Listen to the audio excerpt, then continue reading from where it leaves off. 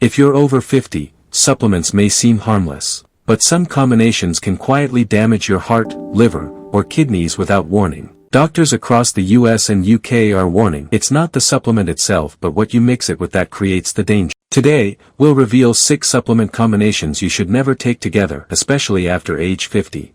This video could protect your heart, your liver, and even your memory. Let's begin with the most common and most dangerous combination. Calcium and iron, 2 essential minerals but never together. When taken together, calcium blocks iron absorption almost completely. Over time, this can cause fatigue, weakness, and anemia, especially in adults over 50. Many Americans unknowingly take both with breakfast. Doctors recommend spacing them at least 4 hours apart. Calcium belongs with meals. Iron absorbs better on an empty stomach. Ignoring this rule slowly drains your energy. This mistake is extremely common after menopause and retirement age. Let's move to combination number 2, one that affects your heart rhythm. This one surprises even health-conscious people. Magnesium and calcium are often taken together, but high doses can compete. Too much calcium reduces magnesium absorption. Low magnesium increases risk of muscle cramps and irregular heartbeat. This is dangerous for adults over 50 with blood pressure issues. Doctors recommend balanced ratios, not mega doses. Never exceed recommended daily values without medical advice. Night cramps are often a hidden magnesium deficiency, but taking more calcium won't fix it, it worsens it. Timing matters as much as dosage. Next, one combination that damages the liver. Vitamin A and vitamin E, both powerful,